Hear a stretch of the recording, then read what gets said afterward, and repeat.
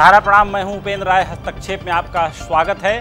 हर किसी के मन में ये सवाल है कि आखिर लॉकडाउन कब तक रहेगा और लॉकडाउन के बाद जिंदगी कैसी होगी। इसी मुद्दे पर आज बात करेंगे।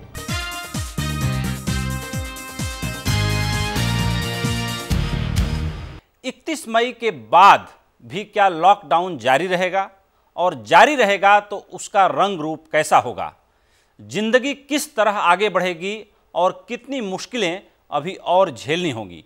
आखिर कब तक जिंदगी पटरी पर लौटेगी, लॉकडाउन के बाद की जिंदगी कैसी होगी, ये तमाम सवाल हैं जो अभी मन में हैं। आज हस्तक्षेप में हम इन्हीं सवालों का जवाब तलाशेंगे।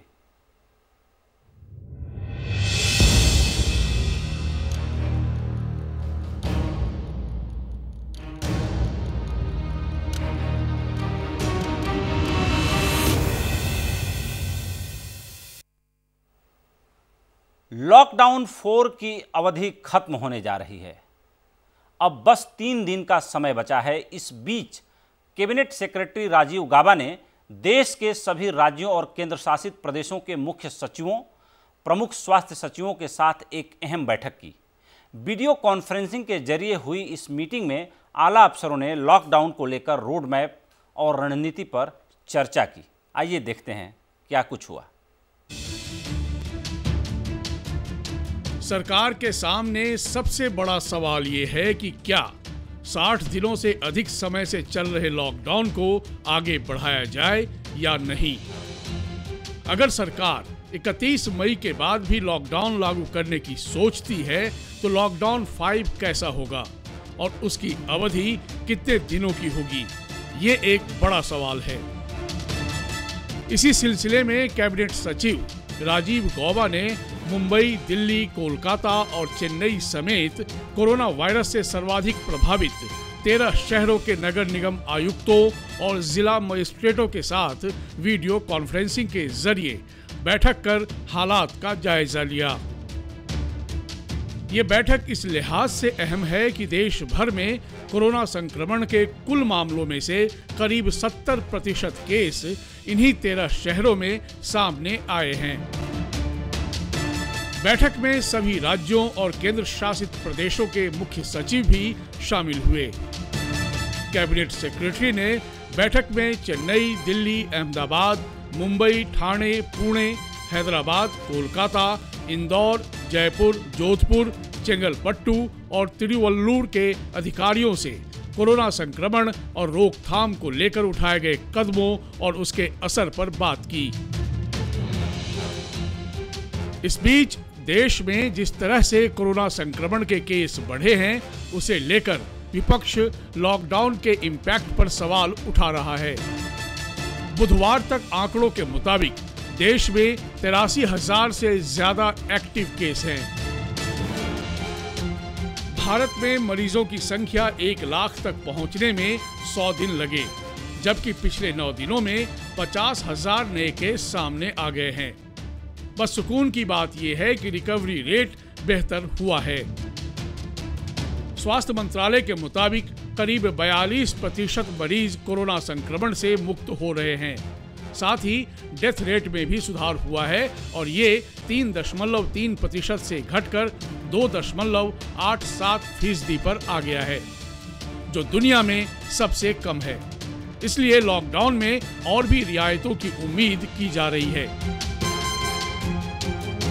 दरअसल देश में सबसे पहले 25 मार्च से 21 दिन के लिए लॉकडाउन लागू किया गया था, जिसे पहले 3 मई, फिर 17 मई और बाद में 31 मई तक के लिए बढ़ा दिया गया। इस बीच अब लॉकडाउन 5 को लेकर लोगों के मन में कई सवाल हैं। एक बार फिर लॉकडाउन की अवधि बढ़ाई जा सकती है, लेकिन अटकलें लगाई जा रही हैं कि ये आखिरी लॉकडाउन होगा। इस पर केंद्र सरकार ने काम करना भी शुरू कर दिया है। संभावना जताई जा रही है कि प्रधानमंत्री नरेंद्र मोदी 31 मई यानी रविवार को मन की बात कार्यक्रम में लॉकडाउन के 5वें चरण की घोषणा कर सकते हैं। ब्यूरो रिपोर्ट, सहारा समय। तो लॉकडाउन को लेकर के जिस तरीके से पक्ष विपक्ष, आम जनता और मजदूर सभी लोग कहीं ना कहीं फंसे हुए हैं और विकल्प की तलाश में हैं। जिस तरीके से आम जनजीवन लॉकडाउन के कारण बेहद प्रभावित हुआ है, जिस तरीके से अगर भारतीय जनता पार्टी या केंद्र की माने तो लॉकडाउन अगर नहीं लगाया गया होता तो कोरोना का संक्रमण पूरी दुनिया में जितने अभी तक केसेस दर्ज हुए हैं उसकी सीमा को हिंदुस्तान में कब का पार कर चुका होता। वहीं विपक्ष हमलावर है कि लॉकडाउन पूरी तरह से फेल हो गया है। ऐसे में मजदूरों का जब सब्र टूटा तो वे पैदल ही निकल पड़े। हालांकि देर से ही सही हजारों श्रमिक ट्रेनों को आनन फानन में चलाया गया और 3045 ट्रेनें करीब एक सप्ताह पहले तक मजदूरों को लेकर जा चुकी थी। सिर्फ उत्तर प्रदेश में 24 लाख श्रमिक योगी आदित्यनाथ के नेतृत्व में अपने अपने घरों को पहुंच चुके थे। लेकिन चुनौतियां अभी भी जस की तस बनी हुई हैं कि लॉकडाउन 4 के बाद क्या लॉकडाउन 5 आएगा, और आएगा तो उसका रंग रूप कैसा होगा। और अब सबसे बड़ा सवाल ये खड़ा हो गया है कि अगर ये लॉकडाउन ऐसे ही बना रहता है तो लोग कोरोना से तो बाद में मरेंगे, भूख से पहले मरना शुरू हो जाएंगे। ऐसा ही कुछ देश के बड़े बड़े अर्थशास्त्रियों ने भी माना है और इन्फोसिस के चेयरमैन नारायण मूर्ति जी ने भी इकोनॉमिक टाइम्स में उन्होंने अपना साक्षात्कार यानी इंटरव्यू दिया था, तो उसमें उन्होंने अपने विचार रखे थे। आज इसी मुद्दे पर हम अपनी चर्चा परिचर्चा को आगे बढ़ाएंगे। हमारे साथ पैनल में भारतीय जनता पार्टी के राष्ट्रीय प्रवक्ता शहनवाज हुसैन जी जुड़े हुए हैं, अखिलेश प्रताप सिंह जी हमारे साथ जुड़े हुए हैं जो अपनी स्पष्टवादिता के लिए और अपने तंज के लिए जाने जाते हैं। आईएमए के पूर्व अध्यक्ष के अग्रवाल साहब आज फिर हमारे साथ हैं, उनका बहुत बहुत स्वागत है। देश के जाने माने अर्थशास्त्री अखिल स्वामी जी हमारे साथ जुड़े हुए हैं और हमारे साथ आज एक नई मेहमान जुड़ी हुई हैं, vision for oasis web society की फाउंडर प्रेसिडेंट सामाजिक कार्यकर्ता सलमा फ्रांसिस जी। आपका बहुत बहुत स्वागत है।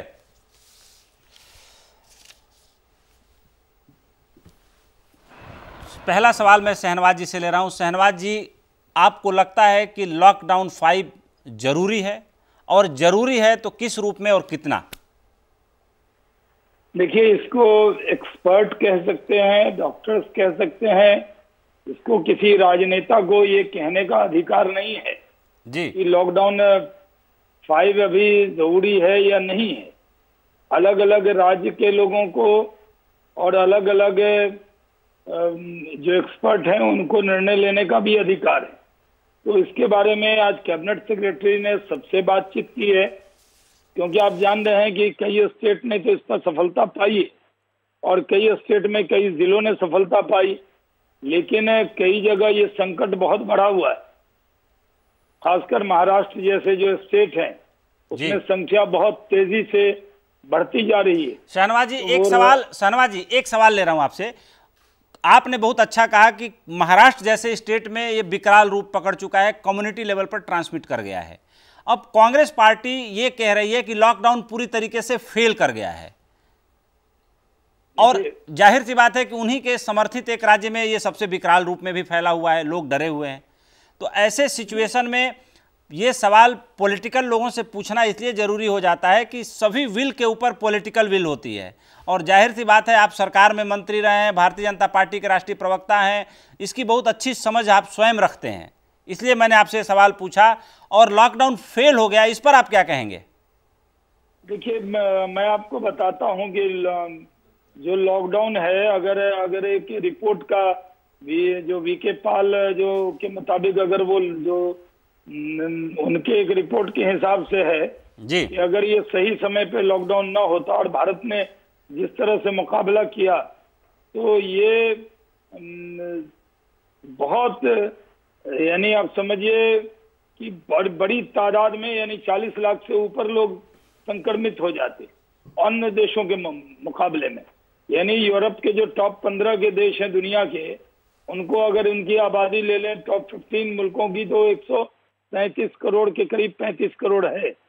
उनमें जितनी लोग संक्रमित हुए हैं उसके मुकाबले भारत ने इस लड़ाई को अच्छे से लड़ा है। चाहे वो अपना देश में अलग अलग राज्य हो, सब लोगों ने मिलकर इस लड़ाई को लड़ने का काम किया है। इसलिए मैं कह रहा हूँ, ये कह देना कि लॉकडाउन फेल हो गया ये गलत है, ये राजनीतिक बयानबाजी है। मैं कांग्रेस से जरूर अपेक्षा करता हूं कि आप विपक्ष में आपको रहना नहीं आता, सत्ता में ज्यादा रहे हैं, तो आप प्लान लेकर आए, आप कहना क्या चाहते? शहनवाज जी आपसे चर्चा जारी रहेगी, लेकिन एक सवाल अखिलेश जी से लेना बन रहा है इस समय।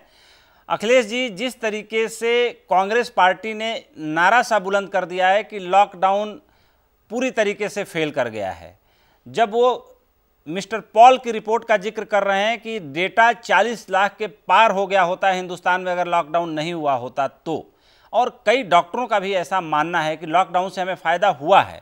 ऐसे में 50,000 का डेटा अगर महाराष्ट्र में है वो नहीं संभल पा रहा है, तो अगर लॉकडाउन नहीं हुआ होता तो आप सोचिए कि महाराष्ट्र, मुंबई के क्या हालात हुए होते हैं और देश के क्या हालात हुए होते। आपकी प्रतिक्रिया? देखिए, मैं अभी सुन रहा था शाहनवाज जी को जी। आपने पूछा कि लॉकडाउन 5 क्या होगा, तो उन्होंने जवाब दिया कि ये जो साइंटिस्ट बताएंगे। 5 तो साइंटिस्ट बताएंगे और 1, 2, 3 जो है मोदी जी बताएंगे बिना किसी से राय लिए। तो ये जो परिवर्तन है ये स्वयं बताता है कि आप बुरी तरह से फेल और फ्लॉप हो चुके हैं। क्योंकि और जो आप ये बता रहे हैं शाहनवाज भाई कि 40 लाख हो गए होते अगर हमने सही समय पे ही लगाया, सही समय पर लगाया होता तो 40,000 भी नहीं हुए होते। जब राहुल गांधी बता रहे थे और आप नमस्ते ट्रंप में बिजी थे 12 फरवरी को लेकर के, ये मैं बार बार कहता हूं ये ट्रेन और बस से नहीं आया है, ये हवाई जहाज से आया है। हम उसको नियंत्रित किए होते तो बहुत कम हुआ होता, और आज जब काफी फैल गया है फिर आप घरों को भेज रहे हैं। आपको पहले ये सब विचार कर लेना चाहिए था, क्योंकि आप तो ये मान के चल रहे थे कि पहले लॉकडाउन में हो जाएगा थाली थपड़ी बजाने के बाद, दूसरे में आपको अधिकतम उम्मीद थी कि 21 दिन में हम जीत लेंगे। 18 दिन में हम जीते थे महाभारत, 21 दिन में हम इसको जीत लेंगे। तो आपका सारा जो प्रेडिक्शन था, क्योंकि आपका व्यक्तिगत था, साइंटिस्टों से आपने नहीं बात की, उनकी सुनी नहीं। एम्स दिल्ली के हेड ने बोला था, चंडीगढ़ के हेड ने बोला था, लेकिन आपने उनकी नहीं मानी, अपनी चलाने लगे। तो आप और आज आप बता रहे हैं, और देखिए अगर लॉकडाउन पास है या अच्छा बेहतर है, राहुल जी ने भी कहा, सबने कहा कि WHO ने कहा कि लॉकडाउन एक पॉज बटन है, इसमें आप और तैयारियां कर लीजिए और रुकने से होता थोड़ी सुविधा मिलेगी, रुकेगा भी, और इसको लड़ने की तैयारी कर लीजिए।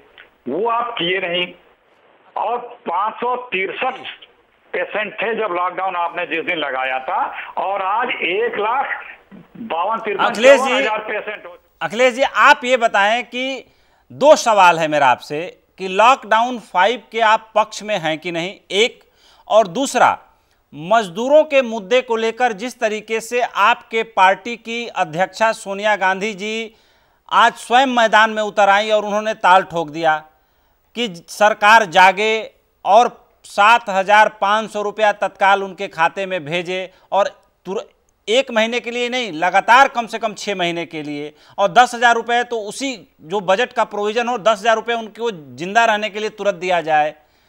मैं बता रहा हूं, देखिए तो क्या ये सब जरूरी था ऐसे टाइम में करना? एकदम। पहला सवाल आपका लॉकडाउन जी, लॉकडाउन एक बहुत बड़ा वेपन है, लेकिन लॉकडाउन का पालन तो हो। आपने जब पहला लॉकडाउन किया तो शाम को पूरा शहर निकल के मोदी जी जिंदाबाद थरिया थपड़ी पीट रहा है, दूसरे वाले में भी यही सब होने लगा। फिर उसके बाद मजदूर हजारों लाखों की तादाद में गुत्थम गुत्था भीड़ के तरफ, तो लॉकडाउन का पालन कहां हुआ?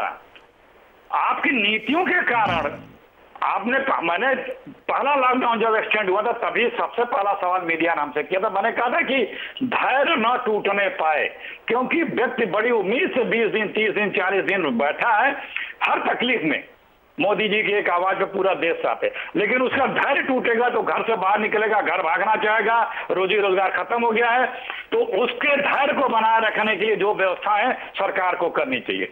लॉकडाउन का फायदा मिला कहां भाई? लॉकडाउन का फायदा ले नहीं पाया ना। अब जो लोग ट्रेनों में जा रहे हैं, आ रहे हैं, भीड़ देख रहे हैं आप, ये लॉकडाउन का फायदा कहां हो रहा है? दूसरी बात, आपने जो पैसे देने की बात कही, आप यही काम लॉकडाउन सेकेंड से शुरू कर दिए होते तो कोई माइग्रेंट तो नहीं जाता। लॉकडाउन का जबरदस्त फायदा आपको मिला होता। ये जो फैल रहा है इतने तरीके से ये कंट्रोल हो गया होता। लोग उल्टा अपने घरों से पैसा मंगा करके और वापस अपने घर गए हैं। और ये सरकार इतनी पत्थर दिल निष्ठुर है कि रेलवे का टिकट भी फ्री नहीं कर सकती। आज सुप्रीम कोर्ट ने बोला है 1.25 महीने 1.5 महीने लोग जिनको खाने को पैसे नहीं है वो लोग किसी तरह से जुगाड़ करके रेलवे का भाड़ा भर के जा रहे हैं। और प्रदेश की जहां कांग्रेस की सरकारें हैं, जहां कांग्रेस के विपक्ष में, वहां कांग्रेस ने सारी ट्रेनों का पेमेंट किया है। अखिलेश जी, तो सब जी हम आपसे शहनवाज जी से दोबारा सवाल लेंगे, लौटेंगे, लेकिन डॉक्टर के अग्रवाल साहब से भी सवाल लेना बड़ा जरूरी हो गया है। हम पहले लॉकडाउन 5 की बात कर रहे हैं कि वो होना चाहिए नहीं होना चाहिए। डॉक्टर साहब, जिस तरीके से एक्टिव केसेस जिस तेज़ी से बढ़ रहे हैं उसमें इंडिया का जो रैंकिंग है वो टॉप 5 में आ गया है। अमेरिका में 11.5 लाख केसेज, ब्राज़ील में जो है 2.22, रसिया में 2.23 लाख केसेज, ब्राज़ील में 2.22 लाख केसेज, फ्रांस में 87,733 केसेज और इंडिया में 87,000 केसेज एक्टिव केस रिपोर्ट हो रहे हैं।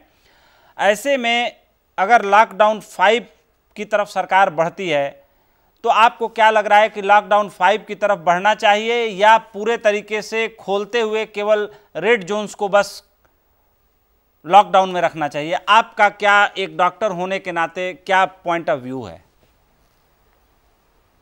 सो लेट मी क्लैरिफाई वन जी।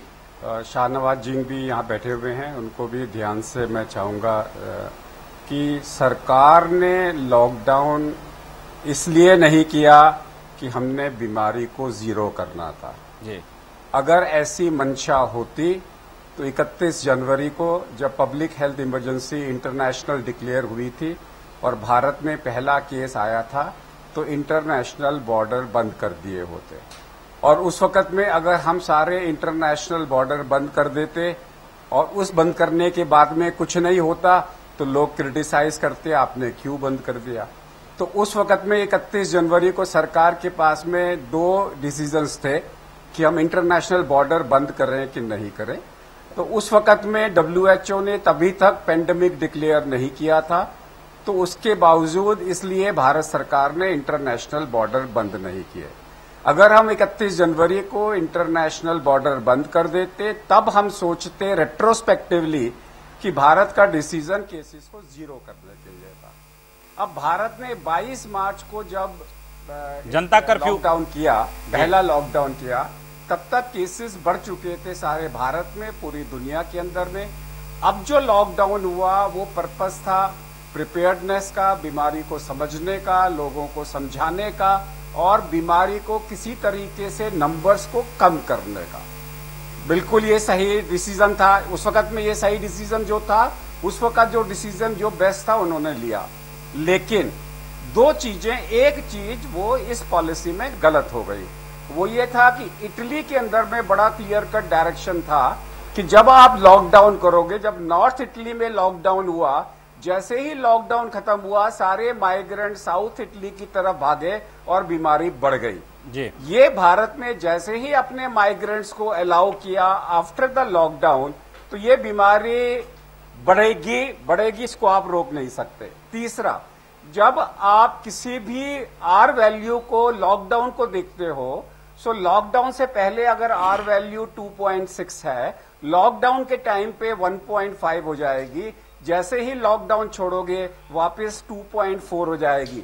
लॉकडाउन से और पोस्ट लॉकडाउन में सिर्फ 0.2 का फर्क पड़ेगा। लेकिन लॉकडाउन के बाद में सोशल डिस्टेंसिंग करोगे तो वो 2.4 से 2 आ जाएगी। अब क्या हो रहा है, सरकार आपके शहनवाज जी घर में जाके आपको मास्क नहीं पहना सकते, ना शहनवाज जी आपके घर में जाके जबरदस्ती 6 फीट का डिस्टेंस कर सकते। ये तो लोगों ने ही अपने आप को बचाना है। लेकिन आज का डिस्कशन ये नहीं है। आज का डिस्कशन ये है कि दिल्ली और बॉम्बे में हम लोग कैटास्ट्रॉफी की तरफ जा रहे हैं। बिल्कुल, आप इसको रोक नहीं सकते। बिल्कुल। इस वक्त में जो हमें इंफॉर्मेशन नहीं मिल रही वो ये है कि 100 एसिम्प्टोमेटिक केसेस में कितने पॉजिटिव हैं। मेडिकल फील्ड का ये मानना है कि इस वक्त में अगर मैं 100 लोगों के टेस्ट कराऊं जिनको कोई तकलीफ नहीं है, शायद 10 से 20% लोगों के टेस्ट पॉजिटिव आए। ये इंफॉर्मेशन अगर मेरे को मिलती है तभी मैं डिसाइड करता सकता हूं कि दिल्ली महाराष्ट्र का क्या डिसीजन होगा। सो दिल्ली महाराष्ट्र का, तमिलनाडु का और गुजरात का डिसीजन विल बी अदर। अगर पीक आया तो पहले महाराष्ट्र में आएगा बिल्कुल, या फिर दिल्ली में आएगा। और पीक का मतलब है हमारे पास बेड्स नहीं होंगे। इसको हम बोलते हैं अभी हमारा जो स्प्रेड चल रहा है वो लीनियर चल रहा है। जिस दिन वो यू अनलीनियर हो जाएगा उस दिन ये महामारी एकदम से दिल्ली या महाराष्ट्र में फैलेगी। इसका डिसीजन लेना तभी है जब सच्चे दिल से सरकार ये बताए कि आज की डेट में 100 लोगों में हमने एट रैंडम चेक किए, उसमें से कितने पॉजिटिव हैं। अगर वो पॉजिटिव 15 से 20 हैं तो समझ लीजिए 2 हफ्ते के अंदर में हमारे को वो पैनिक दिखने वाला है। अगर वो 10 से कम है तो हमें कोई चिंता की बात नहीं है आज की डेट में। तो जब तक वो इन्फॉर्मेशन नहीं आएगी, वो इन्फॉर्मेशन डिसाइड करेगी कि दिल्ली में और महाराष्ट्र में लॉकडाउन चलेगा कि नहीं चलेगा। ये भी पक्का है कि लॉकडाउन से फायदा मिलने वाला नहीं है। इस वक्त में जो फायदा मिलने वाला है वो सोशल डिस्टेंसिंग का है। अनफॉर्चुनेटली सोशल डिस्टेंसिंग सरकार घर में घुस के फॉलो नहीं कर सकती। आपको डंडा नहीं मार सकती कि आप मास्क पहने। जो पब्लिक है सड़कों पे जा रही है, मास्क नहीं पहन रहे। लोग ग्रुप्स के अंदर में हैं, एक एक घर के अंदर में 10-10 लोग हैं, उनको भी मास्क पहनना है। अगर घर में 10 लोग हैं और वो मास्क नहीं पहन रहे, मान लीजिए 10 बाय 10 के कमरे में 10 लोग बैठे हैं, एक को हो गया बाकी 9 को होगा, आप रोक नहीं सकते। सो कहीं ना कहीं पे जो कॉपरेशन सरकार और पब्लिक का जो मिसमैच है, सरकार कह रही है कि आप डिस्टेंसिंग करो, पब्लिक कहती है हम नहीं करेंगे, वो नहीं कर रहे। तो उससे दिल्ली और महाराष्ट्र की मुझे चिंता है नेक्स्ट 2 हफ्तों से 4 हफ्तों के बीच में। I will not be surprise ये 1.5 लाख नेक्स्ट 10 दिन के अंदर में 2 लाख हो जाएंगे। मुझे 2 लाख की भी चिंता नहीं है क्योंकि वो लीनियर रिग्रेशन है। लेकिन अचानक अगर 1 लाख केस 1 हफ्ते के अंदर में आ गए, I am worried for that. उसके लिए हमें पॉलिटिक्स छोड़ के सारी पार्टीज को मिलके उसको रोकना है। डॉक्टर साहब आप हमारे साथ, ना शहनवाज जी काम आएंगे ना कांग्रेस के लोग काम आएंगे, हमें सब लोगों ने मिलके उस चीज को जो होने वाली है उसे बचाना है। डॉक्टर साहब आप हमारे साथ जुड़े रहिए। मजदूरों की समस्या भी काफी ज्यादा सीवियर हो चुकी है और उसको लेकर के कांग्रेस पार्टी जिस तरीके से भारतीय जनता पार्टी पे हमला बोल रही है, अपने मिशन में बहुत हद तक सफल होती हुई दिखाई दे रही है। प्रवासी मजदूरों के मामले में सुप्रीम कोर्ट ने अंतरिम आदेश जारी किया है जिसमें कोर्ट ने कहा है कि मजदूरों से ट्रेन या बस का कोई किराया ना लिया जाए, किराया राज्य सरकारें दें। कोर्ट ने कहा कि हम मानते हैं कि सब मजदूरों को एक साथ उनके गृह राज्य भेजा नहीं जा सकता, लेकिन इस दौरान उन्हें भोजन और रहने की सुविधा मिलनी ही चाहिए। जब तक ये लोग अपने घरों तक नहीं पहुंच जाते, उन्हें बुनियादी सुविधाएं उपलब्ध कराना संबंधित सरकार की जिम्मेदारी है। कोर्ट ने कहा कि हम ऐसा नहीं कह रहे कि सरकार कुछ नहीं कर रही है, पर जिस तरह बड़ी तादाद में मजदूर फंसे हुए हैं उनके लिए ठोस कदम उठाए जाने की जरूरत है। कोर्ट को केंद्र सरकार की ओर से जानकारी दी गई कि अभी तक 27 दिनों में 3,700 ट्रेनें चलाई गई हैं और 91 लाख प्रवासी मजदूर पहुंचाए गए हैं। देश में कोरोना संक्रमण के बढ़ते आंकड़ों और लॉकडाउन में मिली ढील के चलते सियासी सरगर्मियां तेज होने लगी हैं। प्रवासी मजदूरों और किसानों के मुद्दे पर कांग्रेस केंद्र सरकार को घेरने के लिए वर्चुअल यानी सोशल मीडिया प्लेटफॉर्म पर आंदोलन शुरू कर चुकी है। कांग्रेस नेता और कार्यकर्ताओं ने आज मजदूरों, किसानों और छोटे दुकानदारों के लिए राहत पैकेज की मांग ऑनलाइन प्लेटफॉर्म पर कर रखी है।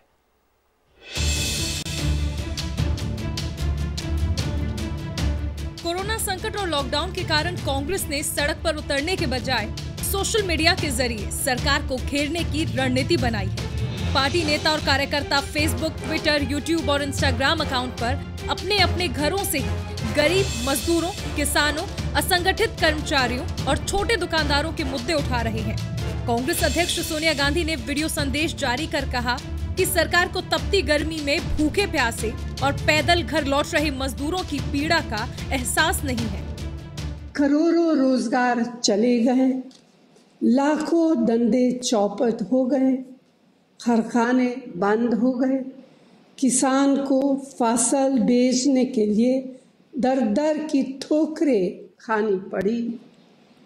यह पीड़ा पूरे देश ने झेली, पर शायद सरकार को इसका अंदाजा ही नहीं हुआ।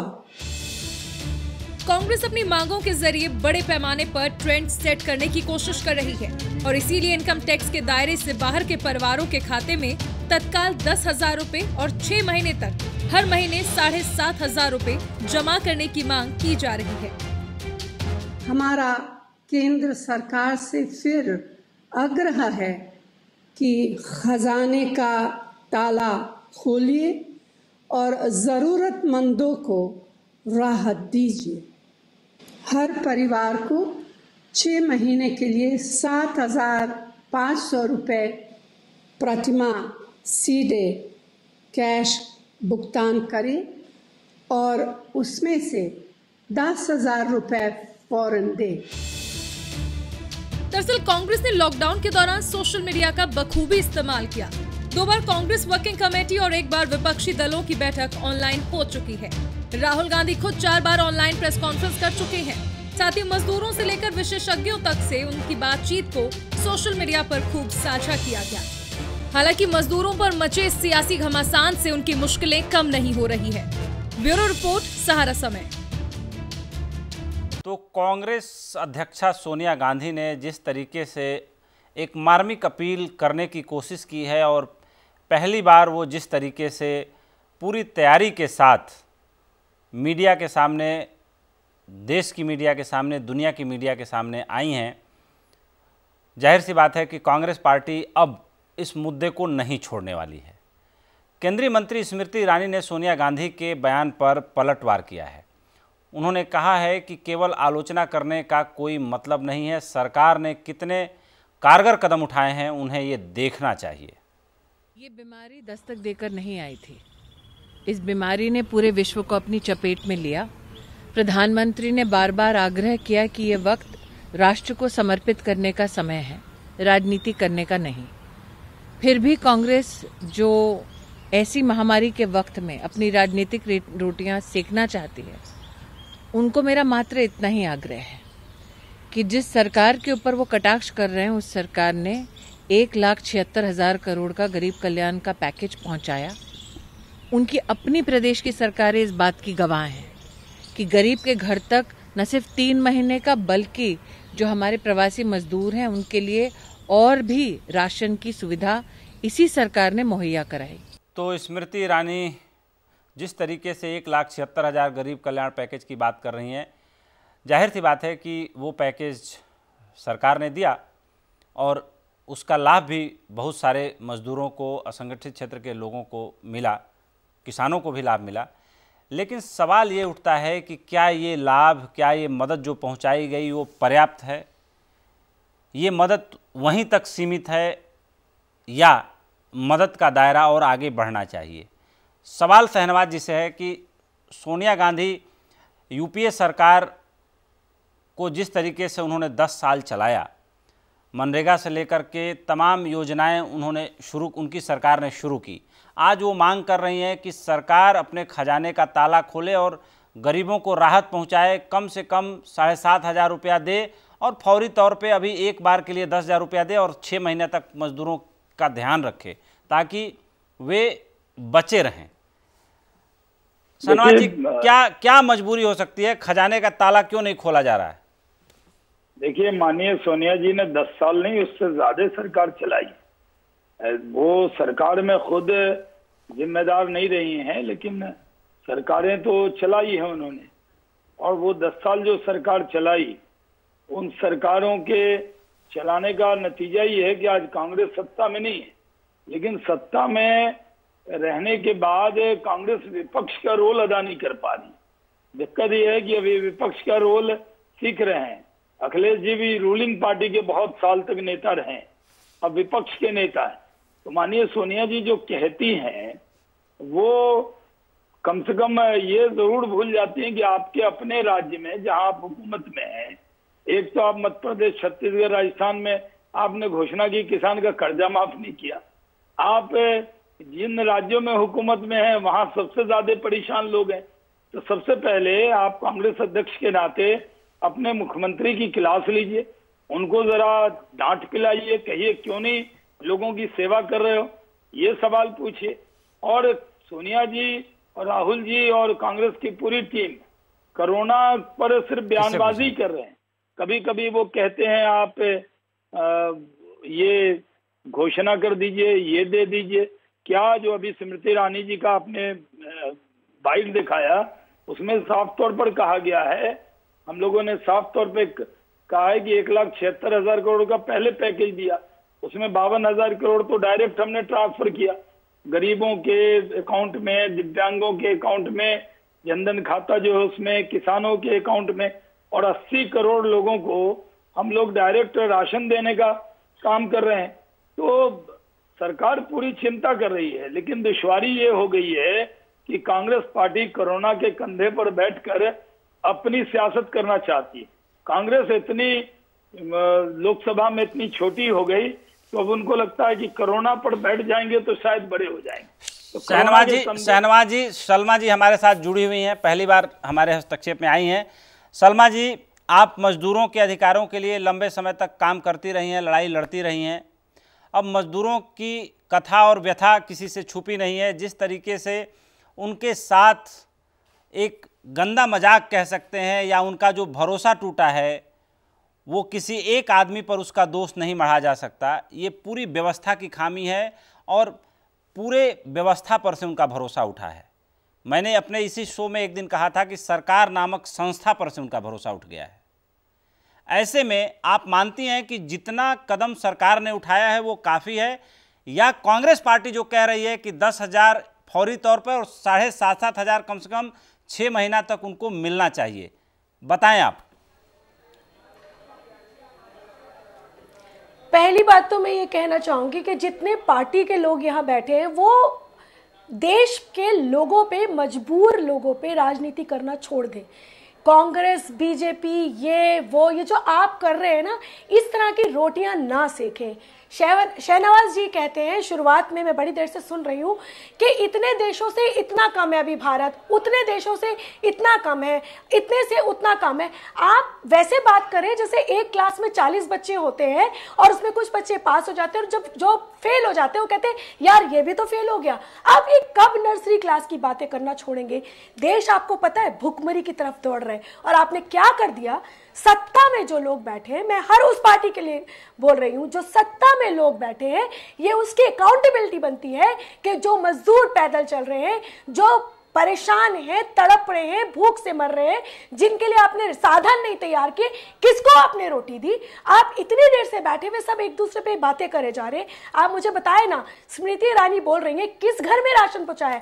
ये जो आप बातों में काम कर रहे हैं ना, इन्हें बातों तक सीमित ना रहने दें, क्योंकि मैं जब से लॉकडाउन लगा है, मैं अपने घर को छोड़ के एक जेजे कॉलोनी में रह रही हूँ और डेली रोज मैं रात को और दिन में निकलती हूँ और मजदूरों की हालत देखती हूँ। ये जो आप कहते हैं, आप जो कह रहे हैं, मेरी आवाज वापस आ रही है, बैठ गई हैं। 80 करोड़ लोगों को राज्य सरकार के जरिए, केंद्र के जरिए राशन पहुंचाया गया।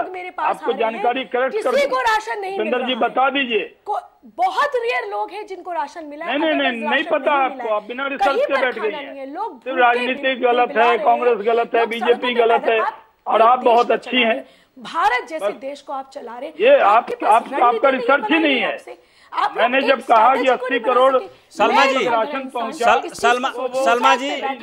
सलमा जी आपके पास हम दोबारा आ रहे हैं, सीधे चलते हैं। कांग्रेस पार्टी के प्रवक्ता अखिलेश प्रताप सिंह जी कुछ कहना चाह रहे हैं। अखिलेश जी, देखिए, आपने अभी सेफ पैसेज दिया सरकार के मुखिया को, अपना क्या कि एक आदमी को इसका जिम्मेदार नहीं बनाया सकता, व्यवस्था को जिम्मेदार बनाया जाता।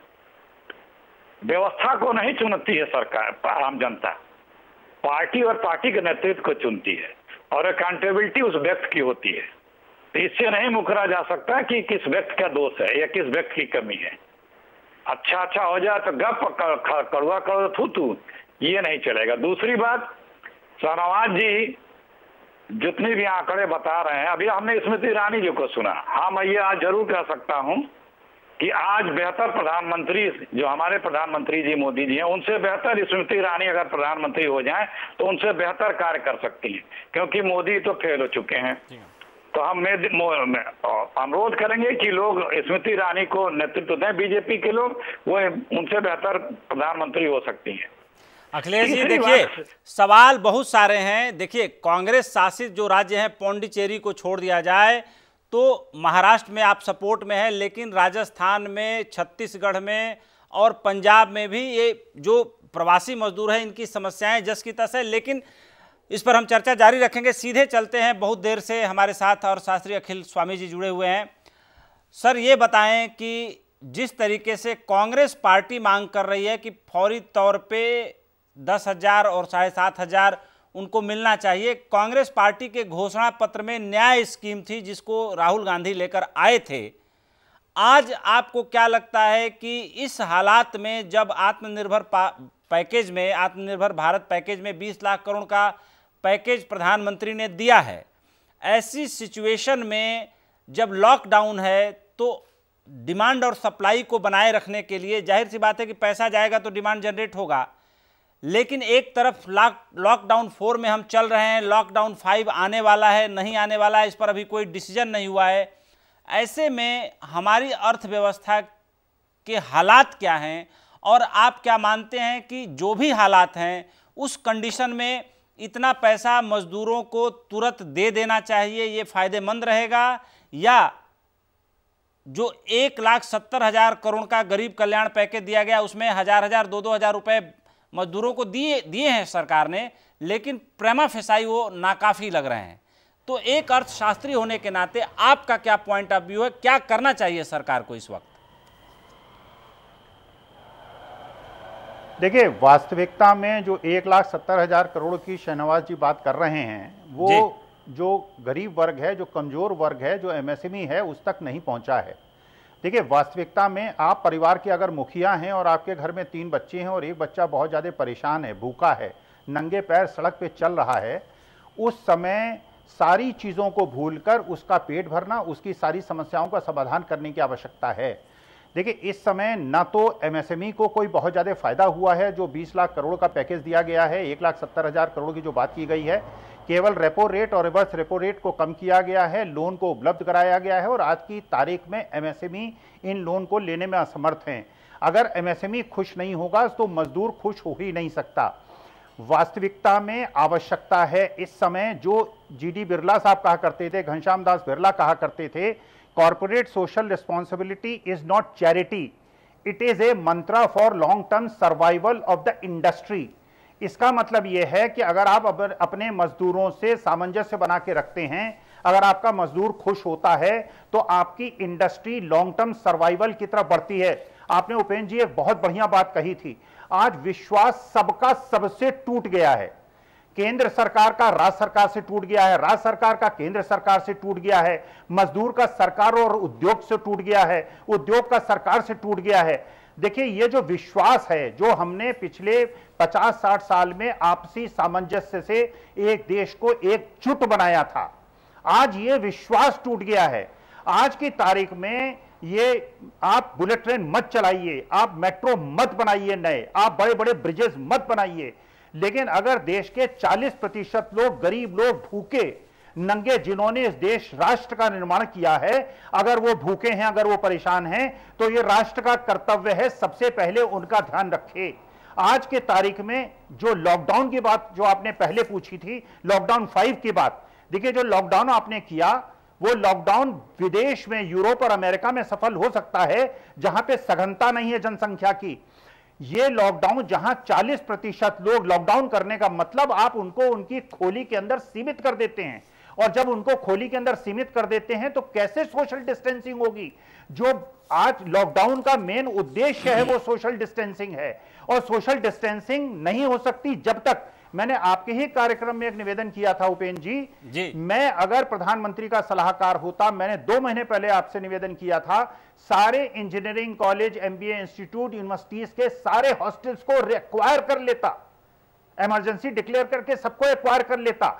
इन सारे मजदूरों से मैं कहता, एक एक हॉस्टल में जाके एक एक कमरे में रहो, अटैच बाथरूम लेटरिन में रहो, वहां लंगर लगेगा, तुम्हें खाना मिलेगा, तुम वहां रहो। जो फैक्ट्री अपने फैक्ट्री के अंदर तुम्हें रखते हैं उन पे कोई सरकार ये दोषारोपण नहीं करेगी। अगर एक भी कोरोना का पॉजिटिव केस आ गया तो इंडस्ट्री को बंद कर देंगे, हम इंडस्ट्री को सपोर्ट करेंगे, हम हैंड होल्ड करेंगे। आप अपने मजदूरों को अपने पास रखिए, रोज उनका टेम्परेचर टच कीजिए, लोग उनके लक्षण देखिए, जहां कोरोना का लक्षण मिले उसे आप हॉस्पिटल की तरफ भेजिए।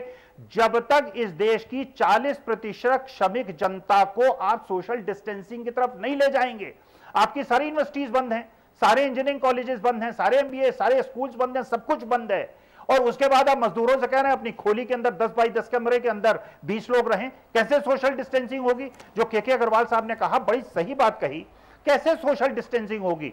सोशल डिस्टेंसिंग को मेंटेन करने के लिए अगर उनके अंदर ये भय आप निकाल पाएं, आज पूरे समाज के अंदर सबसे बड़ी चीज है भय हो गया है।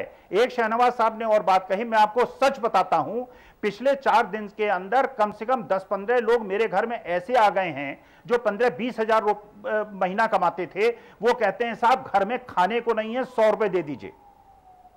यह है वास्तविकता देश की। और ये जो भूखा आदमी है ये सामाजिक तनाव पैदा कर सकता है। जो गांव के अंदर जब ये जाएगा और गांव की जो आंतरिक व्यवस्था है उसे ये व्यथित करेगा। मेरा इस समय निवेदन है, चाहे वो सत्ता पक्ष हो चाहे विपक्ष हो, एक दूसरे से लड़ने के बजाय कोरोना से लड़े, पूरा समाज लड़े। और ये सोशल डिस्टेंसिंग हिंदुस्तान जैसे देश में तभी सफल होगी जबकि हम इन गरीब लोगों को बड़े जगहों पर रहने देंगे, क्वारंटाइन जब करेंगे, क्वारंटीन जब करेंगे तो उनको खाने के लिए देंगे। अगर इस प्रकार की खबरें टीवी के माध्यम से हमको मिलेंगी कि उनको एक टॉयलेट के अंदर 50 लोगों को जाना पड़ता है, खाने के लिए उनको नहीं मिलता है, पानी उनको नहीं मिलता है, डॉक्टर उनकी देखभाल नहीं करता है, अखिल जी, लोगों के दिमाग में क्वारंटीन। अखिल जी, हम लोग चर्चा जारी रखेंगे। एक संक्षिप्त सी प्रतिक्रिया सलमा जी से लेते हैं। सलमा जी, एक संक्षिप्त प्रतिक्रिया आपसे ले रहे हैं, उसके बाद हमें ब्रेक पे जाना है, ब्रेक के बाद हम चर्चा जारी रखेंगे। सलमा जी, आप बताएं, जो आप बता रही थी कि सही जगह पे मदद नहीं पहुंच पा रही है, आपकी क्या फाइंडिंग्स है? बहुत सारे मजदूरों से आप जुड़ी रहती हैं, उन्हीं के बीच काम करती हैं। सर देखिए, जहां भी मदद नहीं पहुंच पा रही है, मैं खुद वहां जाकर, हम डेली लोगों को 1000 लोगों से ज्यादा लोगों को हम पका हुआ खाना खिला रहे हैं। इनफैक्ट जितने भी झुग्गी झोपड़पट्टी है जो रोड साइड में पड़े उनको रॉ मटेरियल दे रहे। इनफैक्ट जो मजदूर घरों तक नहीं जा पा रहे, प्रेग्नेंट वुमेन्स है जिनके पैर इतने सूजे हुए, 9 मंथ्स पूरे हो चुके, वो सड़कों से पैदल चल कर आ रहे, उनके लिए हम प्राइवेट गाड़ियां करके उन्हें खुद मैंने भेजा है। आप उठा के देखिए मेरा पेज, बसेस भर भर के गोरखपुर, बिहार, कहां भेजा है। आपने राम पुकार का एक स्टोरी देखा होगा जो चल रहा था, उस राम पुकार के बच्चा मर गया, वो जा नहीं पाया, अपने बच्चे की शक्ल नहीं देख पाया, उस व्यक्ति को मैंने पहुंचाया किसी तरह मदद मांग मांग के। इस तरह से लोग यहाँ पर आ रहे हैं। आप कह रहे सरकार ये कर रही है वो कर रही है, अगर आप लोगों ने कुछ स्ट्रैटेजी बनाई होती तो आज मजदूर परेशानी होती। दूसरी बात मैं ये कहना चाहूंगी कि जो गांव से चल के शहरों तक आते, आप ऐसा नौबत ही क्यों आने देते हैं कि शहरों तक सलमा जी चर्चा जारी रहेगी। वक्त हो चला एक छोटे से ब्रेक का, हम तुरंत वापस लौटेंगे।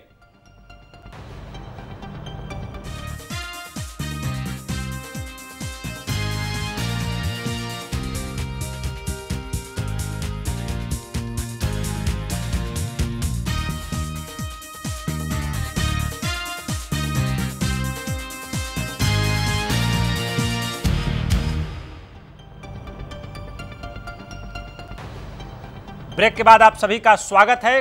कोरोना संकट के बीच महाराष्ट्र में सियासी संकट की अटकलबाजियां भी गर्म हो रही हैं।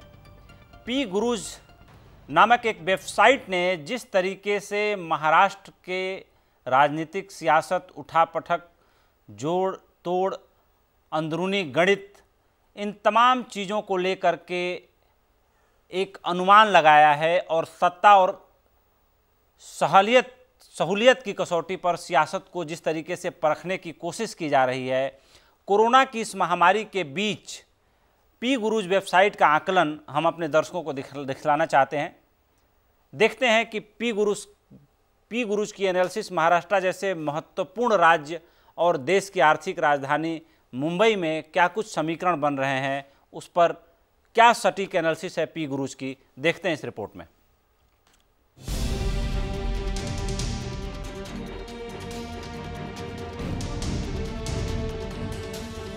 महाराष्ट्र में सत्ता की सियासत को लेकर चल रही कयासबाजी के बीच कहा जा रहा है कि कोरोना संकट गठबंधन टूटने का कारण बन सकता है। लेकिन सवाल यह है कि सरकार का साथ सबसे पहले कौन छोड़ेगा। अगर संभावनाओं की बात करें तो शिवसेना के लिए वक्त ज्यादा अनुकूल है, क्योंकि उद्धव ठाकरे और उनके बेटे आदित्य ठाकरे को बीजेपी की विचारधारा सूट करती है। बीजेपी के सीनियर नेताओं के साथ उद्धव की केमिस्ट्री भी अच्छी है। साथ ही मुख्यमंत्री बनने का उनका पुराना सपना भी अब पूरा हो चुका है। नई परिस्थितियों में अगर शिवसेना फिर से बीजेपी के साथ आती है तो आदित्य ठाकरे को डिप्टी सीएम की कुर्सी आसानी से मिल जाएगी। साथ ही केंद्र में मनमाफिक मंत्रालय भी मिल सकता है। एनसीपी के साथ लंबी साझेदारी शिवसेना को फायदेमंद नहीं लगती, क्योंकि पार्टी के सीनियर नेता के खिलाफ चल रही जांच आदित्य ठाकरे के भविष्य की संभावनाओं पर असर डाल सकती है। अब बात एनसीपी की। महाराष्ट्र सरकार में संख्या बल के हिसाब से इस दूसरी बड़ी पार्टी में असंतोष और बेचैनी की खबरें भी आम हैं। बताया जाता है कि शरद पवार अपने भतीजे अजीत पवार की बजाय बेटी सुप्रिया सूले को सीएम कैंडिडेट घोषित कर पार्टी पर अपनी पकड़ मजबूत रखना चाहते हैं। लेकिन अजीत पवार पार्टी में शरद पवार के बाद नंबर 2 की पोजीशन चाहते हैं। अजीत पवार के खिलाफ चल रही ईडी की जांच उनके सियासी करियर को भी खतरे में डाल सकती है, इसलिए वो बिना वक्त गवाए अपनी स्थिति मजबूत बनाना चाहेंगे। अजीत पवार को भी मालूम है कि उनके खिलाफ ईडी की कोई भी कार्रवाई उनके एवज में सुप्रिया सूले की सियासी संभावनाओं को मजबूत करेगी। सत्ता के सियासी खींचतान में अब बात विपक्ष में बैठी बीजेपी की करें तो उसके लिए महाराष्ट्र की सत्ता खासी अहमियत रखती है। 105 सीटों और 25.6% वोट शेयर के साथ सबसे बड़ी पार्टी होने के बावजूद वो सत्ता से बाहर है। चुनाव भी 4 साल दूर है, इसलिए सत्ता में वापसी कर वो अपनी स्थिति को मजबूत बनाने के लिए कोई कसर नहीं छोड़ेगी। बीजेपी ये भी जानती है कि परस्पर विरोधी विचारधारा की वजह से उद्धव सरकार किसी भी वक्त गिर सकती है, क्योंकि कई मुद्दों, विवादों और आरोपों के बीच उद्धव मूक दर्शक बनकर नहीं रह सकते। शिवसेना और एनसीपी के नेता बैठते हैं, उसमें कांग्रेस को बुलाया नहीं जाता। कांग्रेस के नेता एक स्टेटमेंट देते, दूसरा स्टेटमेंट एनसीपी के देते और तीसरा ही निर्णय होता है। मुख्यमंत्री जी जो घोषित करते हैं उसकी जगह तीसरा ही निर्णय हमको होते हुए दिखाई पड़ता है। भारतीय जनता पार्टी को कोई जल्दी नहीं है, हम सरकार स्थापन करने का कोई प्रयास नहीं करने वाले। ये अंतर विरोध से सरकार गिरेगी। पीएम मोदी के साथ उद्धव ठाकरे के दोस्ताना संबंध और शिवसेना के मुखपत्र सामना में उन पर चुप्पी के भी कई सियासी मायने। नवंबर 2019 में महाराष्ट्र के सीएम पद की शपथ लेने के बाद भी उद्धव ने ट्वीट कर पीएम मोदी का शुक्रिया अदा किया था और उनको अपना बड़ा भाई बताया था। महाराष्ट्र सरकार में कांग्रेस की सीमित भूमिका को लेकर राहुल गांधी के बयान के बाद गठबंधन में दरार की संभावना बढ़ी, इसलिए सियासी शतरंज पर अटकलबाजियों की बिसात बिछाई जा रही है। ब्यूरो रिपोर्ट, सहारा समाचार।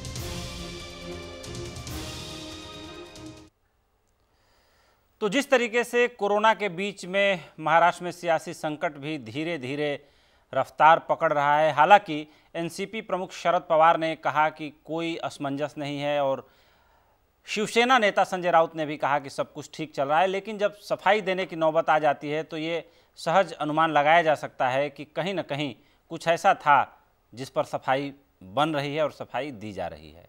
सीधे सवाल ले रहे हैं शहनवाज जी से, उसके बाद अखिलेश जी के पास आएंगे।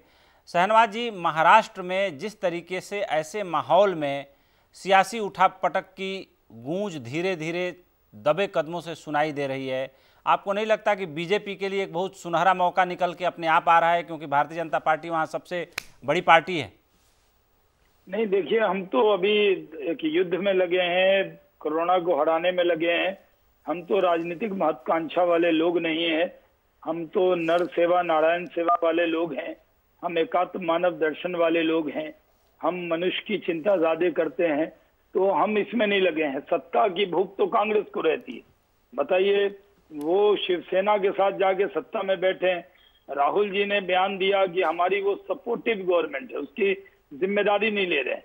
तो शिवसेना और कांग्रेस के बीच में जरूर तनाव हुआ है कि कांग्रेस के 11 मंत्री हैं, बड़े बड़े मंत्रालय लेकर बैठे हैं और उस सरकार को ब्लेम कर रहे हैं राहुल गांधी जी खुद।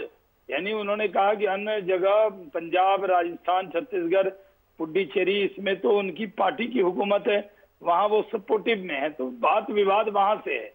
शिवसेना और कांग्रेस के बीच में बहुत ज्यादा दरार है, तो ये इनका मामला है। हम लोग तो सत्ता के भूखे लोग नहीं है, हम इसमें कहीं नहीं है साहब, कहीं दौड़ में नहीं है। अखिलेश जी, फडणवीस आप क्या मानते हैं कि जिस तरीके से वेबसाइट पी गुरुज ने एक बड़ा सटीक एनालिसिस किया है वहाँ के सत्ता का समीकरण का, भविष्य की संभावनाओं का, ऐसे में कहीं ना कहीं ये फीलर आया कि कांग्रेस पार्टी के लिए कहीं ना कहीं महाराष्ट्र की सरकार लाइबिलिटी की तरह हो गई है, और वहाँ के कुछ नेताओं ने शीर्ष नेतृत्व से इस तरह की बातें की और मीडिया में बहुत ठीक ठीक रिपोर्ट आई वहाँ महाराष्ट्र में, मुंबई में।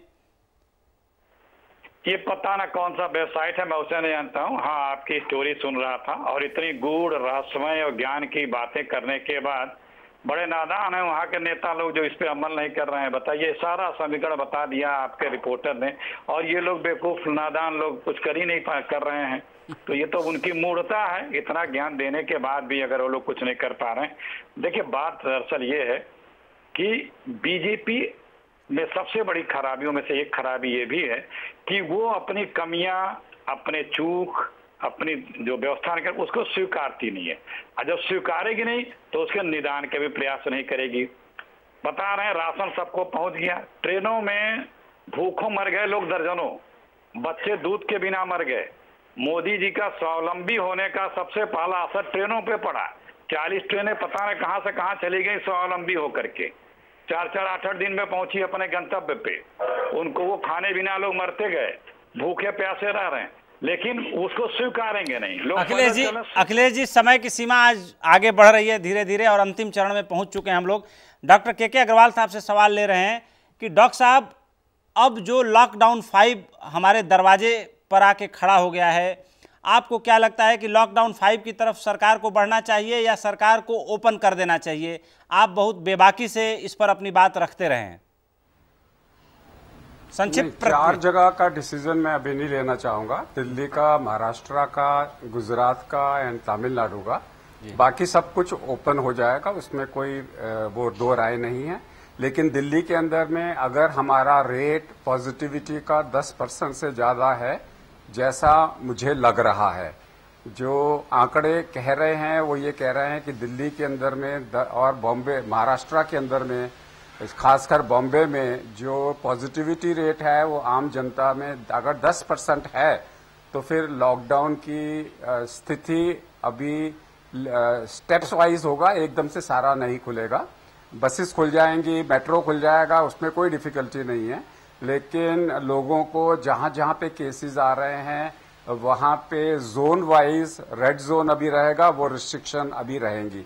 मुझे सिर्फ चिंता दिल्ली और महाराष्ट्र की है, उतनी चिंता मुझे गुजरात की और तमिलनाडु की भी नहीं है।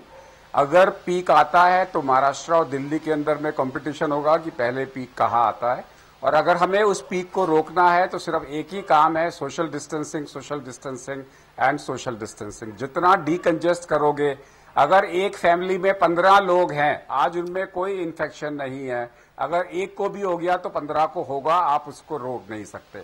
आपके पास इतने बेड्स नहीं होंगे।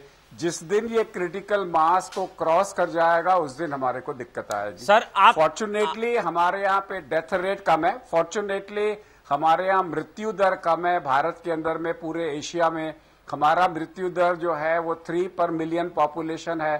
तो मैं ये नहीं कह रहा कि हमारे यहाँ पे लोग ज्यादा मरेंगे, लेकिन यस, ज्यादा लोग एडमिट होंगे और ज्यादा लोग सिम्टोमेटिक। डॉक्टर साहब अब सीधे चल रहे हैं अखिल स्वामी जी के पास। सर, अर्थशास्त्री होने के नाते आपकी संक्षिप्त प्रतिक्रिया क्या होगी कि जितना कुछ एक्टिविटी अभी चालू हुई है, अगर लॉकडाउन 5 में अगर इसको बढ़ाया नहीं गया तो जो आर्थिक नुकसान होगा वो तो एक बात है, भूख से कितने लोग मरेंगे और जो मजदूरों की जो स्थिति है वो किस हद तक पहुंचेगी? देखिए, भूख से बहुत ज़्यादा लोग मरेंगे। जो लोग जा चुके हैं वो चले गए हैं, जो रह गए हैं उनको रोकने की आवश्यकता है, और रोकना तभी संभव होगा जबकि उनके हाथ में पैसा होगा, जब कोई एक सोशल सिक्योरिटी होगी, उनको ये एक आश्वासन मिलेगा कि इंडस्ट्री जल्दी चलेगी। क्योंकि इस समय जो समस्या है उसको ये नहीं समझ में आ रहा कि 1 महीने में खत्म होगा, 2 महीने में खत्म होगा, 3। आप देखें इंडस्ट्री परेशान है, 20% कैपेसिटी यूटिलाइजेशन नहीं कर पा रही जो फैक्ट्रियां चल रही हैं, क्योंकि उनके पास मजदूर नहीं है।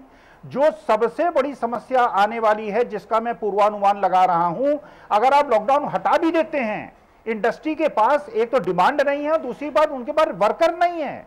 सारे वर्कर जो है गांव में चले गए हैं, गांव के अंदर इंडस्ट्री नहीं है, शहरों के अंदर इंडस्ट्री है। समय की सर कमी है। अब हम प्रोग्राम के एकदम अंतिम चरण में पहुंच चुके हैं, हमारे पास सिर्फ 1 मिनट शेष है। सलमा जी, 30 सेकंड में आप बताएं कि ऐसी स्थिति में मजदूर घर की तरफ निकल चुके हैं, जो बचे हुए हैं उनकी सोशल सिक्योरिटी उस तरीके से नहीं है, उनके अंदर जो खौफ है, जो भय है वो बना हुआ है। आपको नहीं लगता कि इंडस्ट्री को बहाल करने के लिए भले मजदूरों के साथ इतना गंदा मजाक हुआ है, उनका भरोसा टूटा है, लेकिन सब कुछ अभी भी मजदूरों पर निर्भर है, तो उन्हें काम पर अब धीरे धीरे वापस लौटना चाहिए? और मैं बिल्कुल जी बोलिए। बिल्कुल, मैं ये कहना चाहूँगी कि सोशल डिस्टेंसिंग को मेंटेन रखना होगा, और मुझे नहीं लगता कि अगर लॉकडाउन आप क्योंकि आपकी जो स्ट्रैटेजी है वो बिल्कुल फेल हो चुकी है सरकार की। लोगों तक जब तक आप इस बात का इंश्योर नहीं कर लेते, इंश्योरेंस नहीं दे देते कि लोग भूखे नहीं मरेंगे, लोगों को आप सुरक्षित रखेंगे, तब तक आपका ये लॉकडाउन व्यर्थ है। क्योंकि जब लोग भूखे मरने लगेंगे तो आपका लॉकडाउन वही जाहिर सी बात है, लोगों को ये भरोसा देना बेहद जरूरी है कि उनकी सुरक्षा करने के लिए सरकार खड़ी है, और उन्हें अब आगे जो है सड़कों पर पैदल चलने के लिए, धूप में तपने के लिए नहीं छोड़ दिया जाएगा। मैं यहीं पर अपने सभी मेहमानों का दिल से बहुत शुक्रिया अदा करता हूं, धन्यवाद देता हूं कि आप सभी ने हस्तक्षेप के लिए समय निकाला। हम कल फिर हाजिर होंगे एक नए एडिशन के साथ, लेकिन आगे बढ़ते हैं और देखते हैं कि केंद्र सरकार ने कारपोरेट की सामाजिक जिम्मेदारी यानी CSR के नियमों में बड़ा बदलाव कर दिया है, जिससे अब PM केयर्स फंड में किए जाने वाले योगदान को भी CSR व्यय में माना जाएगा। प्रधानमंत्री नरेंद्र मोदी से कई राज्यों ने इस सिलसिले में मांग रखी थी। आपको बता दें कि कारपोरेट कार्य मंत्रालय ने मार्च में ही कहा था कि PM केयर्स फंड में किए गए योगदान को कंपनियों के CSR खर्च में शामिल किया जाएगा। कंपनी कानून का कामकाज कारपोरेट कार्य मंत्रालय के तहत ही आता है। मंत्रालय ने कोरोना वायरस की महामारी को देखते हुए फैसला किया था। अब मंत्रालय ने अपने इस फैसले को अमल में ला दिया है। कानून की अनुसूची 7 में जरूरी बदलाव किए गए हैं। अनुसूची 7 कंपनियों की CSR गतिविधियों को लेकर व्याख्या करती है। इस अधिसूचना को 28 मार्च 2020 से लागू माना जाएगा। PM केयर्स फंड का इस्तेमाल कोरोना वायरस की महामारी जैसे आपात और कठिन हालात में किया जाएगा, और आगे भी जो है इसका इस्तेमाल इस बीमारी की देखरेख के लिए किया जाएगा। कंपनी कानून 2013 के तहत कुछ खास श्रेणी में आने वाली कंपनियों को 1 साल में उनके पिछले 3 साल के औसत शुद्ध मुनाफे का कम से कम 2% कारपोरेट सामाजिक जवाबदेही यानी CSR गतिविधियों में खर्च करना होता है। इसके तहत वे कंपनियां आती हैं जिनका सालाना नेटवर्थ 500 करोड़ रुपए है, या फिर सालाना आय 1000 करोड़ रुपए हो, या फिर सालाना मुनाफा 5 करोड़ हो, तो उन्हें CSR पर खर्च करना जरूरी होता है। प्रधानमंत्री ने कोरोना वायरस से लड़ने के लिए PM केयर्स फंड का ऐलान किया था। इसके तहत देश का कोई भी नागरिक अपनी स्वेच्छा से योगदान कर सकता है। इस फंड में दी गई राशि पर सेक्शन 80G के तहत भी टैक्स में छूट मिलती है। कोरोना की वैक्सीन तैयार करने के लिए PM केयर्स फंड ने 100 करोड़ की राशि रिलीज की है। साफ है कि प्रधानमंत्री कोरोना वायरस के खिलाफ लड़ाई में ज़्यादा से ज़्यादा सहयोग चाहते हैं, ताकि जंग जीतने में कोई दिक्कत ना हो। इसके लिए जनहित में बदलाव किया गया है। तो प्रधानमंत्री, जाहिर सी बात है कि जब PM केयर्स फंड को लेकर आए थे तो ये तमाम बातें पहले ही सोची गई थी और उनको कानूनी जामा पहना दिया गया है। हस्तक्षेप में आज इतना ही। दीजिए हमें इजाज़त। लेकिन सहारा न्यूज़ नेटवर्क की जो मुहिम है कि हमें मायूस नहीं होना है, नाउम्मीद नहीं होना है, हमें कोरोना संकट से अपने संकल्प के आधार को, अपने संकल्प की शक्ति को बहुत ज़्यादा बड़ा करके दिखाना है, और इस लड़ाई को हर हाल में जीतना है। इन अंधेरों से ही निकलेगा सूरज, कभी रात के साए जरा और निखर जाने दो। तो जाहिर सी बात है कि रात के साए छटेंगे, एक नया सवेरा होगा। तो आज हमें दीजिए इजाज़त, कल फिर हाजिर होंगे, तब तक के लिए सहारा प्रणाम।